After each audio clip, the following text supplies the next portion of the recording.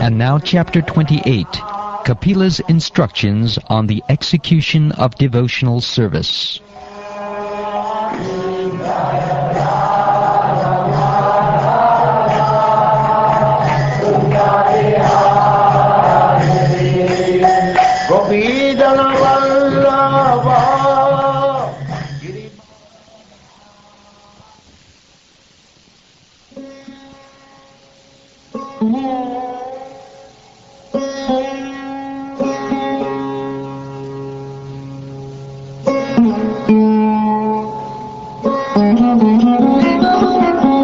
The Personality of Godhead said, "My dear mother, O daughter of the king, now I shall explain to you the system of yoga, the object of which is to concentrate the mind.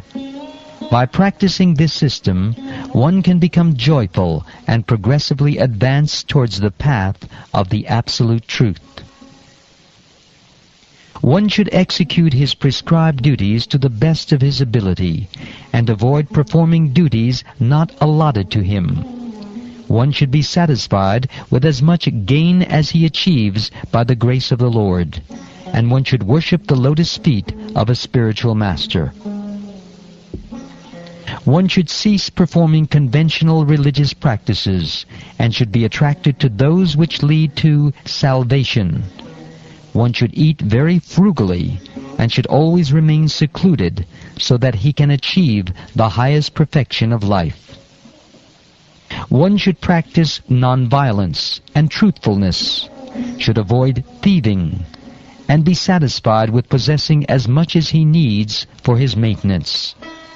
He should abstain from sex life, perform austerity, be clean, study the Vedas, and worship the supreme form of the Supreme Personality of Godhead. One must observe silence, acquire steadiness by practicing different yogic postures, control the breathing of the vital air, withdraw the senses from sense objects, and thus concentrate the mind on the heart. Fixing the vital air and the mind in one of the 6 circles of vital air circulation within the body, thus concentrating one's mind on the transcendental pastimes of the Supreme Personality of Godhead, is called samadhi or samadhan of the mind. By these processes, or any other true process, one must control the contaminated, unbridled mind, is always attracted by material enjoyment, and thus fix himself in thought of the Supreme Personality of Godhead. After controlling one's mind and sitting postures, one should spread a seat in a secluded and sanctified place. Sit there in an easy posture, keeping the body erect, and practice breath control. The yogi should clear the passage of vital air by breathing in the following manner. First, he should inhale very deeply, then hold the breath in, and finally exhale. Or, reversing the process, the yogi can first exhale, then hold the breath outside, and finally inhale. This is done so that the mind may become steady and free from external disturbances. The yogis who practice such breathing exercises are very soon freed from all mental disturbances, such as gold, when put into fire and fanned with air, becomes free from all impurities.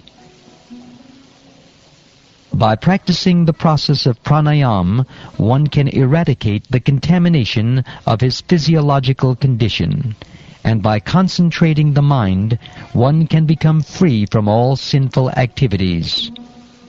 By restraining the senses, one can free himself from material association, and by meditating on the Supreme Personality of Godhead, one can become free from the 3 modes of material attachment. When the mind is perfectly purified by this practice of yoga, one should concentrate on the tip of the nose with half-closed eyes and see the form of the Supreme Personality of Godhead.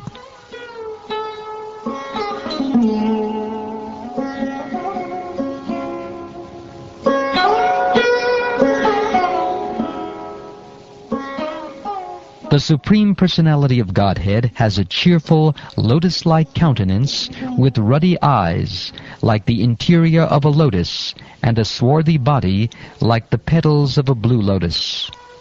He bears a conch, discus, and mace in 3 of his hands.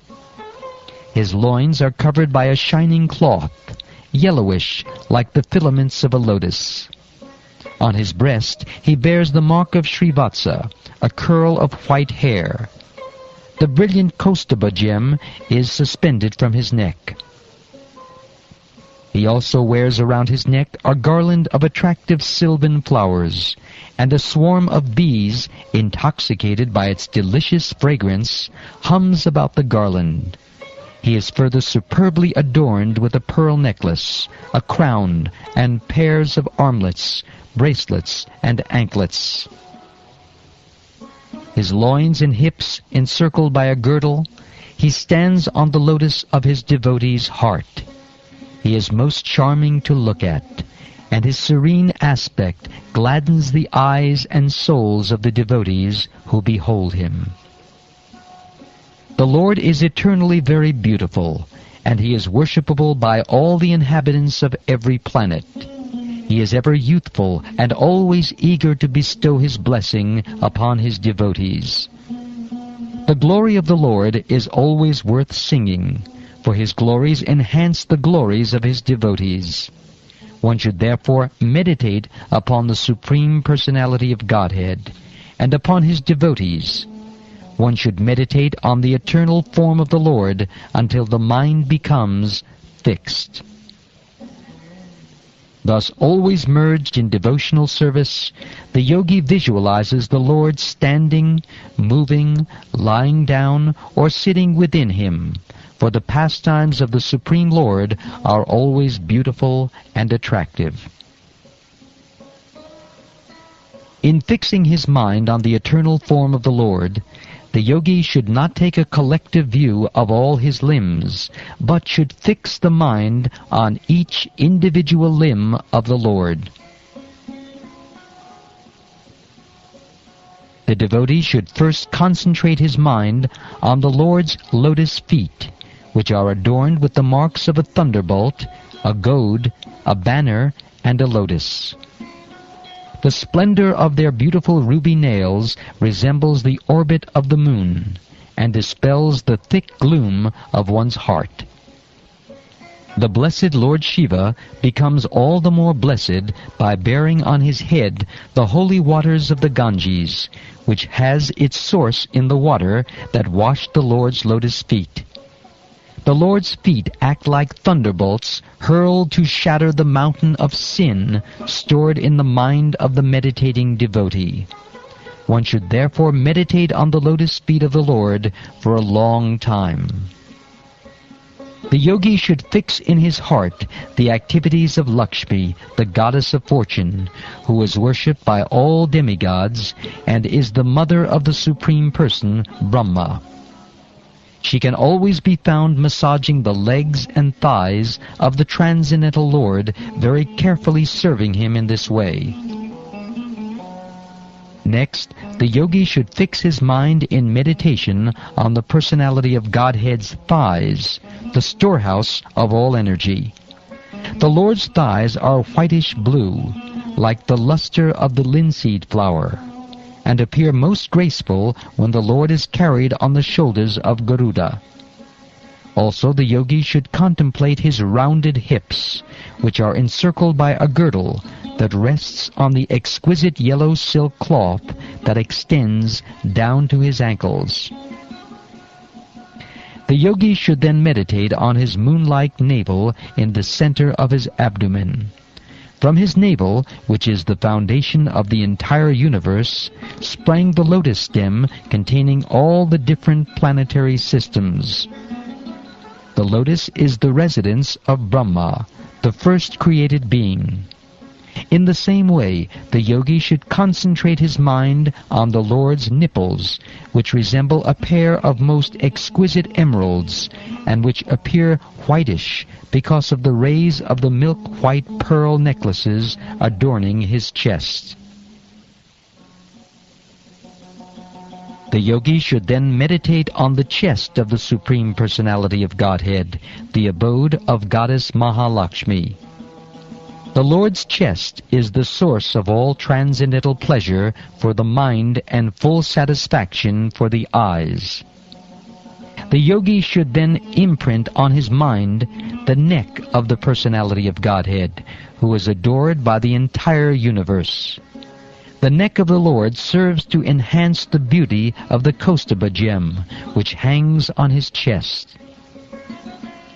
The yogi should further meditate upon the Lord's four arms, which are the source of all the powers of the demigods who control the various functions of material nature. Then the yogi should concentrate on the polished ornaments, which were burnished by Mount Mandara as it revolved. He should also duly contemplate the Lord's discus, the Sudarshan Chakra, which contains 1,000 spokes and a dazzling luster, as well as the conch, which looks like a swan in his lotus-like palm. The yogi should meditate upon his club, which is named Komadaki, and is very dear to him. This club smashes the demons, who are always inimical soldiers, and is smeared with their blood. One should also concentrate on the nice garland on the neck of the Lord, which is always surrounded by bumblebees, with their nice buzzing sound. And one should meditate upon the pearl necklace on the Lord's neck, which is considered to represent the pure living entities who are always engaged in his service.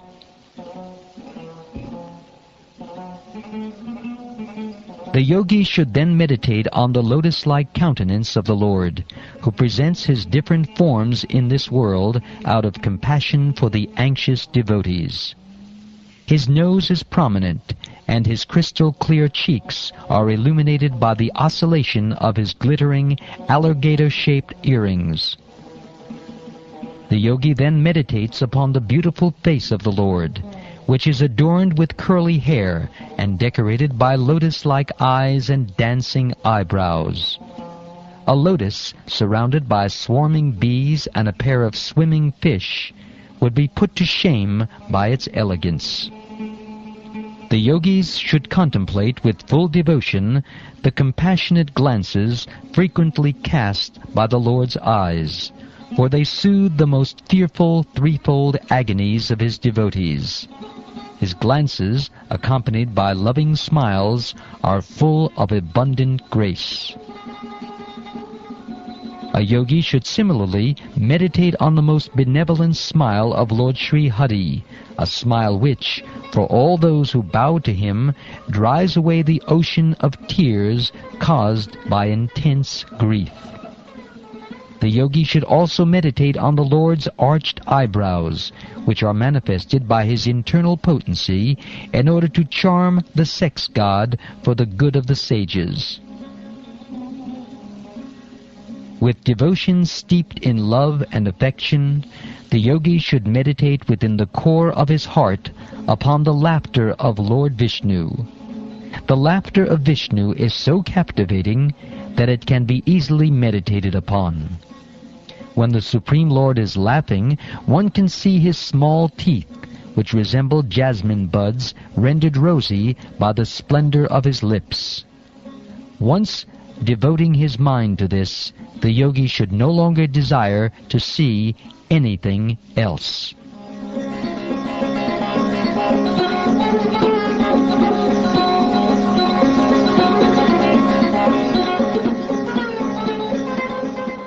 By following this course, the yogi gradually develops pure love for the Supreme Personality of Godhead, Hari. In the course of his progress in devotional service, the hairs on his body stand erect through excessive joy, and he is constantly bathed in a stream of tears occasioned by intense love. Gradually, even the mind, which he used as a means to attract the Lord, as one attracts a fish to a hook, withdraws from material activity. When the mind is thus completely freed from all material contamination and detached from material objectives, it is just like the flame of a lamp. At that time, the mind is actually dovetailed with that of the Supreme Lord, and is experienced as one with Him because it is freed from the interactive flow of the material qualities. Thus situated in the highest transcendental stage, the mind ceases from all material reaction and becomes situated in its own glory, transcendental to all material conceptions of happiness and distress. At that time, the yogi realizes the truth of his relationship with the Supreme Personality of Godhead. He discovers that pleasure and pain, as well as their interactions, which he attributed to his own self, are actually due to the false ego, which is a product of ignorance. Because he has achieved his real identity, the perfectly realized soul has no conception of how the material body is moving or acting, just as an intoxicated person cannot understand whether or not he has clothing on his body. The body of such a liberated yogi, along with the senses, is taken charge of by the Supreme Personality of Godhead, and it functions until its destined activities are finished. The liberated devotee, being awake to his constitutional position, and thus situated in samadhi, the highest perfectional stage of yoga, does not accept the byproducts of the material body as his own. Thus he considers his bodily activities to be like the activities of a body in a dream. Because of great affection for family and wealth, one accepts a son and some money as his own. And due to affection for the material body, one thinks that it is his. But actually, as one can understand that his family and wealth are different from him, the liberated soul can understand that he and his body are not the same. The blazing fire is different from the flames. From the spark is known as Param Brahma, is the seer. He is different from the jiva soul, or individual living entity, who is combined with the senses, the five elements, and consciousness. A yogi should see the same soul in all manifestations, for all that exists is a manifestation of different energies of the Supreme. In this way, the devotee should see all living entities without distinction. That is realization of the Supreme Soul. As fire is exhibited in different forms of wood, so, under different conditions of the modes of material nature, the pure spirit soul manifests itself in different bodies. Thus the yogi can be in the self-realized position after conquering the insurmountable spell of Maya, who presents herself as both the cause and effect of this material manifestation, and is therefore very difficult to understand.